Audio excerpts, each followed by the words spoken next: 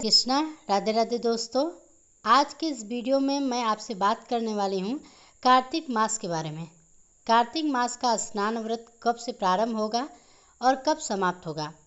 कार्तिक मास का अगर आप स्नान करते हैं, व्रत धारण करते हैं तो क्या नियम होते हैं, और इसके अलावा जो बहुत सारे लोगों के प्रश्न भी होते हैं कि अगर हम स्नान करते हैं तो किन बातों का ध्यान रखें, कब हमें स्नान करना चाहिए, कब हमें पूजा करनी चाहिए, मतलब का कौन सा समय हो, कितने बजे से कितने बजे तक स्नान और पूजा हो जाना चाहिए। अगला जो आपका प्रश्न होता है कि सूर्य को जल कब चढ़ाना चाहिए, दीप दान कब करें, कहाँ करें, तुलसी की पूजा किस प्रकार से करें और तुलसी की पूजा कब करें, सुबह या फिर शाम को। सारी जानकारी आपको कार्तिक मास के व्रत और स्नान से संबंधित आज के इस वीडियो में मैं आपसे शेयर करने वाली हूँ।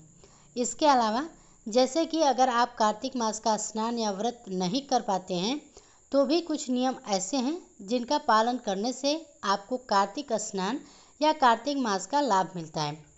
मतलब ज़रूरी नहीं है कि आप व्रत धारण करें, यह भी ज़रूरी नहीं है कि आप स्नान करें। इसके अलावा भी और बहुत सारे नियम हैं जिनका पालन करके कार्तिक मास का आप लाभ ले सकते हैं। तो आज की इस वीडियो बहुत ही महत्वपूर्ण होने वाली है, पूरा ज़रूर देख लीजिएगा। अगर वीडियो आपको देखने के बाद अगर अच्छी लगी तो लाइक भी ज़रूर कीजिएगा, क्योंकि आपके लाइक्स हमारे लिए बहुत ही महत्वपूर्ण होते हैं। इससे हमें पता चलता है कि हमने जो वीडियो बनाई है यह आपके लिए उपयोगी है। तो चलिए वीडियो को शुरू करते हैं। दोस्तों, कार्तिक स्नान दो तरह से किया जाता है। कई ऐसे भक्त हैं जो कि अश्विन मास के शुक्ल पक्ष की एकादशी यानी कि पापांकुशा एकादशी के से कार्तिक स्नान प्रारंभ करते हैं, और कई ऐसे भक्त हैं जो अश्विन मास की पूर्णिमा से यानी कि शरद पूर्णिमा से स्नान प्रारंभ करते हैं। तो विशेषकर जो कार्तिक मास का स्नान होता है अश्विन मास की पूर्णिमा से ही, मतलब शरद पूर्णिमा से ही प्रारंभ करना चाहिए या किया जाता है।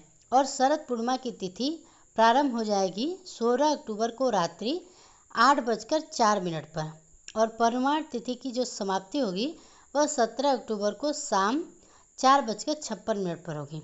तो ऐसे में शरद पूर्णिमा मनाई जा रही है 16 अक्टूबर को, क्योंकि रात्रि का महत्व होता है पूर्णिमा में। लेकिन जो भक्त कार्तिक मास का स्नान करते हैं वह सूर्योदय कालीन तिथि से अपने स्नान का प्रारंभ करते हैं।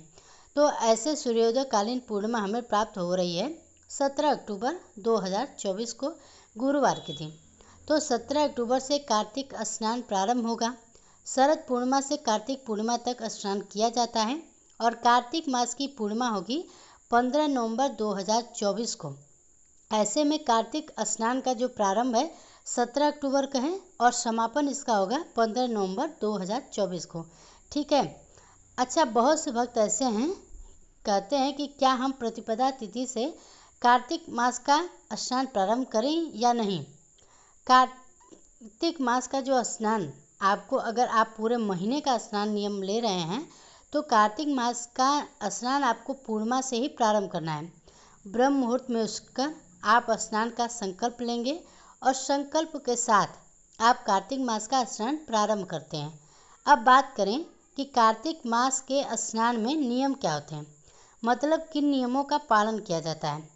अगर हम स्नान करना चाहें तो देखिए, अगर आप कार्तिक मास का स्नान करना चाहते हैं तो आपको सुबह जल्दी उठना पड़ता है। जल्दी से मतलब तारों की छाव में स्नान करने का विधान हमारे शास्त्रों में बताया गया है। मतलब जब आकाश में तारे दिखाई दे रहे हों, रात्रि के उस पहर में स्नान करते हैं, मतलब ठीक ब्रह्म मुहूर्त में स्नान किया जाता है। अब ब्रह्म मुहूर्त का समय क्या होगा, क्योंकि कई भक्तों के प्रश्न आएंगे कि कितने बजे से कितने बजे तक स्नान कर सकते हैं, पूजा कर सकते हैं। तो देखिए, सूर्योदय से मतलब सूर्य निकलने से 1.5 घंटे पहले तक का समय ब्रह्म मुहूर्त कहा जाता है। तो जैसे कि अभी 6:30 बजे मतलब 6:30 पर सूर्योदय काल का समय है, तो इसके अनुसार 5 बजे तक हमारा स्नान कार्तिक मास में हो जाना चाहिए। मतलब 5 बजे से पहले आपका स्नान हो जाए, इस बात का ध्यान रखिएगा। 5 बजे से आगे समय नहीं होना चाहिए। तो कार्तिक मास के स्नान का जो समय होगा वह 4 बजे से लेकर 5 बजे के बीच होगा। इसके लिए आपको जल्दी उठना पड़ेगा, 4 बजे से पहले उठना पड़ेगा या फिर 4 बजे तक उठ जाना पड़ेगा। इसके बाद जैसे ही आप अपने घर में झाड़ू लगाएंगे, नित्य कर्मों से निवृत्त होंगे और स्नान कर लेंगे। सुबह उठकर बहुत ज़्यादा साफ सफाई नहीं करना है आपको, लेकिन बासी घर में पूजा नहीं होती है, इसलिए झाड़ू जरूर लगा लीजिए। इसके बाद आप स्नान कर लीजिए। अब इन कर्मों को करने के बाद जितना आपको समय लगता है अपने अनुसार देख लीजिए, उसके अनुसार आपको अपने उठने का समय निर्धारित करना है ताकि आप 5 बजे से पहले स्नान कर लें। और हाँ, स्नान करते वक्त आपको ध्यान रखना है कि आपको अपने जल में गंगा जल मिलाकर स्नान करना है। मतलब सबसे पहले पात्र में गंगा जल डाल दीजिए, फिर जल से भर दीजिए, फिर आप स्नान कीजिए। क्योंकि देखिए, शास्त्रों में कहा गया है कि कार्तिक स्नान किसी नदी या सरोवर में करना चाहिए, लेकिन ऐसा बिल्कुल भी संभव नहीं है कि किसी के लिए कि हर रोज़ वह किसी नदी या सरोवर में स्नान करें। तो इसलिए आप घर पे ही गंगा जल डालकर बाल्टी में उसमें जल भरकर स्नान करें। पूरे महीने में जब भी आपको मौका मिले, कोई भी शुभ तिथि हो, तो उस दिन जाकर अपने घर के आसपास कोई नदी हो तो वहाँ पर जाकर स्नान कर लीजिएगा। लेकिन प्रतिदिन स्नान करते समय गंगा जल अपने जल में मिलाकर ही स्नान कर लीजिए। इससे भी आपको गंगा में स्नान करने का पुण्य फल प्राप्त होता है। स्नान करने के बाद साफ स्वच्छ वस्त्र धारण कर लीजिए। उसके बाद भगवान श्री हरि विष्णु की पूजा करनी चाहिए, तुलसी की पूजा करनी चाहिए, सूर्यदेव को जल देना चाहिए। यह 3 काम प्रतिदिन नियम पूर्वक करना चाहिए अगर आप कार्तिक मास का स्नान कर रहे हैं तो। अब जैसे कि कई भक्तों के प्रश्न आते हैं कि कितने बजे तक हमारी पूजा पूर्ण हो जानी चाहिए, तो देखिए, स्नान का एक निश्चित समय है कि आप ब्रह्म मुहूर्त में स्नान कर लीजिएगा। उसके बाद फिर पूजा आप कितने बजे से कर सकते हैं, जैसे कि स्नान के बाद आप जब पूजा पर बैठते हैं तो कितने नियम आपने ले रखे हैं, कितनी माला आपको मंत्र जप करना है, कौन सा पाठ आपको करना है, कितने इसमें समय लगेगा, यह पूरी तरह से आपके अपने ऊपर निर्भर करता है। बहुत से भक्त हैं जो कि बहुत अधिक माला करते हैं तो उनका समय ज़्यादा लगेगा। बहुत से भक्त हैं जो कि रूटीन पूजा करेंगे, सिर्फ भगवान श्री विष्णु की पूजा करेंगे, तुलसी की पूजा करेंगे, सूर्यदेव को जल देंगे, तो उनका समय कम लगेगा। तो यह पूरी तरह से आप भक्तों पर ही, आपकी क्षमता पर ही आधारित है। वैसे अगर आप कोई महिला हैं और आपके छोटे बच्चे हैं, स्कूल जाने वाले हैं, तब भी अगर आप ब्रह्म मुहूर्त में उठकर स्नान करके पूजा करते हैं तो आपके बच्चों के स्कूल जाने से पहले आपका स्नान पूजा सब हो जाएगा। अगर आप आराम से टिफिन बनाकर बच्चों का और बच्चों को स्कूल भेज सकते हैं। अब जैसे कि कई भक्तों के प्रश्न आएंगे कि भगवान सूर्य को जल हमें कब देना चाहिए, भगवान विष्णु की पूजा करने से पहले या फिर बाद में दें। तो देखिए, वैसे जब आप ब्रह्म मुहूर्त में स्नान करते हैं तो उस समय भी आप चाहे तो सबसे पहले भगवान सूर्यदेव को जल दे सकते हैं, कोई समस्या नहीं है। लेकिन भगवान सूर्यदेव क्योंकि प्रत्यक्ष देवता हैं, हम उन्हें देख सकते हैं, देखकर भी जल दे सकते हैं, तो थोड़ा समय इंतज़ार कर लीजिएगा। जैसे कि आप भगवान विष्णु की पूजा कर लीजिए, तुलसी की पूजा कर लीजिए, जो भी आप माला मंत्र करना चाहते हैं कर लीजिए। जब भगवान सूर्यदेव उदित होते हैं तो उनको देखकर, उनके दर्शन करके जो हम जल देते हैं उसका जो लाभ हमें मिलता है वो वैसे नहीं मिलता जो हम ब्रह्म मुहूर्त में देते हैं। तो प्रयास करना चाहिए कि दर्शन करते हुए हम भगवान सूर्यदेव को जल दें।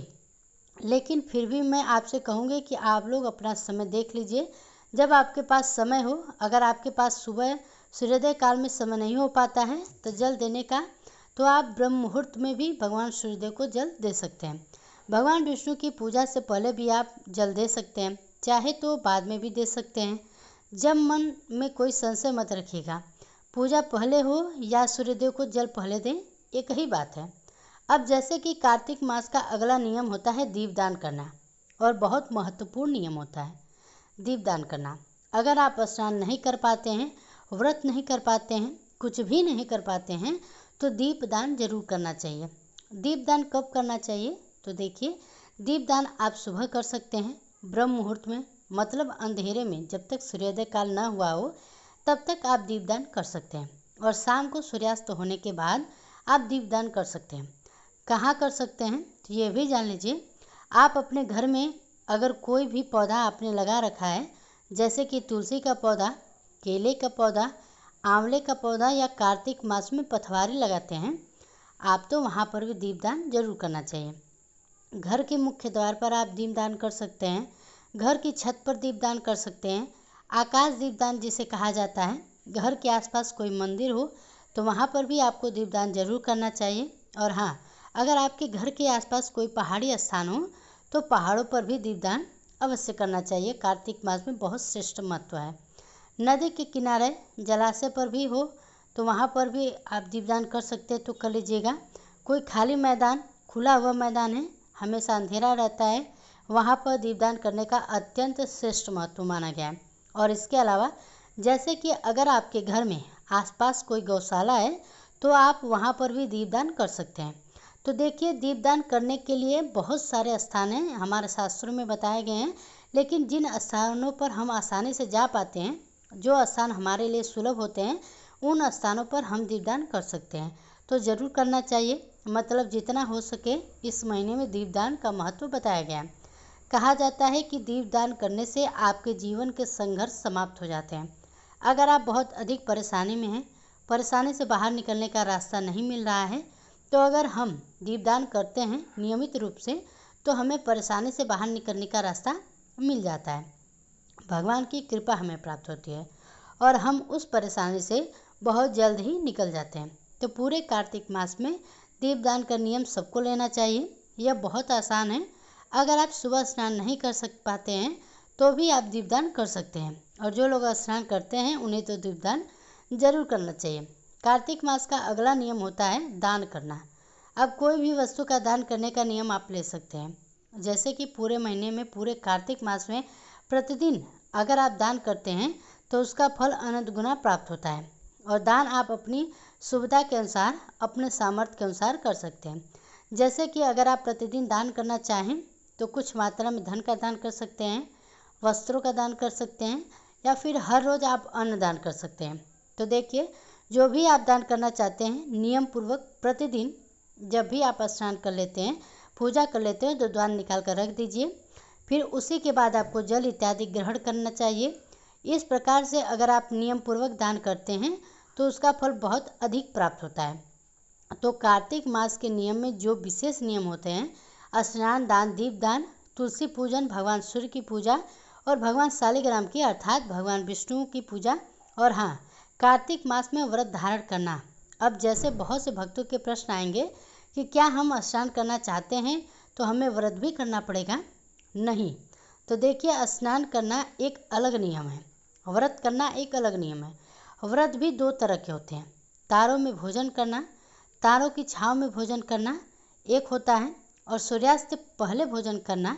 तो कार्तिक स्नान एक अलग नियम है और कार्तिक मास का व्रत करना एक अलग नियम है। तो अगर आप स्नान करते हैं तो आपके लिए ज़रूरी नहीं है कि आप व्रत धारण करें, लेकिन अगर आप व्रत धारण करते हैं तो आपके लिए कार्तिक मास का स्नान करना अत्यंत आवश्यक है। और कार्तिक मास का अगर आप व्रत धारण करते हैं तो उसमें फिर बहुत सारे नियम एक साथ जुड़ जाते हैं। जैसे कि अगर आप व्रत करते हैं तो आपको भूमि पर शयन नहीं करना होगा, ब्रह्मचर्य का पालन करना होगा, एक समय आपको भोजन करना होगा, बहुत सारी चीज़ें का खाने को आपको त्याग करना होगा, शरीर पर आप तेल नहीं लगा सकते हैं, और पूरी तरह से संयम से आप रहते हैं, कम बोलते हैं।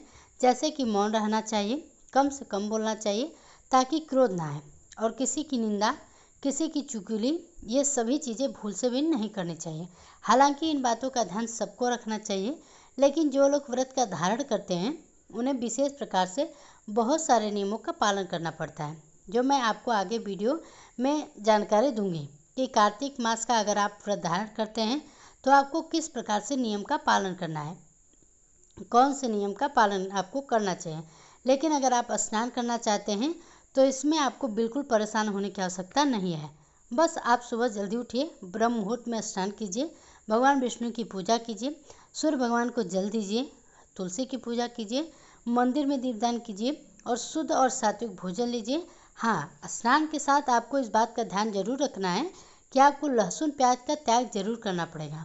अब तुलसी की पूजन विधि क्या होती है, देखिए, कार्तिक मास के तुलसी की पूजा सुबह और शाम दोनों समय नियम पूर्वक की जाती है। सुबह जब भगवान की विष्णु की पूजा करेंगे उसके बाद माता तुलसी की आप पूजा करते हैं, उन्हें जल अर्पित करते हैं, धूप दीप अर्पित कीजिए, विधि विधान से उनकी पूजा करके मंत्रों का जप कीजिए। तुलसी के पास बैठकर आप तुलसी की माला का पाठ कर सकते हैं, तुलसी स्रोत का पाठ कर सकते हैं, कोई मंत्र जप कर सकते हैं। चाहे तो ओम नमो भगवते वासुदेवाय नमः इस मंत्र का आप तुलसी के पास जप कर सकते हैं। मतलब कार्तिक मास में सुबह और शाम दोनों समय तुलसी में दीपदान किया जा सकता है, क्योंकि हम जब जल्दी उठते हैं तो स्नान करने के बाद सूर्योदय से पहले हम तुलसी में जल भी देते हैं और दीपदान भी कर लेते हैं। तुलसी पूजा की संपूर्ण विधि की वीडियो मैं आपसे आगे शेयर करूंगी, तो ज़रूर देखिएगा। और हाँ, कार्तिक मास का अगला नियम होता है धार्मिक पुस्तकें पढ़ना। आप चाहे तो कोई भी धार्मिक पुस्तक, जैसे कि कोई पुराण पढ़ सकते हैं, या फिर आप चाहे तो कार्तिक मास की कथा कहानियाँ पढ़ सकते हैं, सत्संग सुन सकते हैं, मंत्रों का जप कर सकते हैं, भजन कीर्तन कर सकते हैं। मतलब अधिक से अधिक संख्या में भगवान के नाम का स्मरण मंत्र जप करना चाहिए, या मंत्रों को सुनना या भजन कीर्तन करना। मतलब सत्संग सुनते भी अगर आप हैं तो उसका भी आपको बहुत अधिक लाभ प्राप्त होगा। तो प्रयास करना चाहिए अधिक से अधिक समय आप भगवान के चिंतन में बिताएं। अब जैसे कि कई भक्तों के प्रश्न आएंगे कि क्या हम पहली बार कार्तिक मास का स्नान कर सकते हैं, व्रत कर सकते हैं? तो देखिए, बिल्कुल करना चाहिए, क्योंकि कहा जाता है कि जब कोई शुभ कर्म करने का विचार आता है तो उसी समय तुरंत उसे कर लेना चाहिए, क्योंकि अगर हम कोई समय निर्धारित करते हैं हम नहीं कर पाएंगे। ईश्वर ने हमें कितना समय दे रखा है, इसलिए जब आपका विचार आए कि आप कोई शुभ कर्म करना चाहते हैं तो कर लीजिए। जब हम कोई शुभ कार्य करते हैं तो वह समय, वह दिन अपने आप ही शुभ हो जाता है। तो बिल्कुल आप पहली बार स्नान कर सकते हैं। व्रत करना चाहें तो व्रत भी प्रारंभ कर सकते हैं, कोई समस्या नहीं है, कोई संशय नहीं है। आप सब जरूर कीजिए स्नान, कम से कम स्नान तो आप कर ही सकते हैं। व्रत अगर नहीं धारण कर पाता है आप किसी भी कारणवश, क्योंकि व्रत में बहुत सारे नियम होते हैं तो सबके लिए आसान नहीं होता है पालन करना, लेकिन स्नान करने में बहुत अधिक नियम नहीं होते हैं। तो आप लोग कम से कम ब्रह्म मुहूर्त में स्नान अवश्य कीजिए। तो उम्मीद करती हूँ कि यह वीडियो आपके लिए उपयोगी होगी और जानकारी पसंद आई होगी। अगर पसंद आई हो तो वीडियो को लाइक कर कमेंट बॉक्स में जय श्री हरि विष्णु जरूर लिखिए। साथ ही अगर आपका कार्तिक मास से जुड़ी हुई कोई भी प्रश्न है तो आप हमसे कमेंट बॉक्स में कमेंट करके पूछ सकते हैं। तो वीडियो को यहीं पर समाप्त करते हैं। आशा करते हैं कि आपको पसंद आई होगी।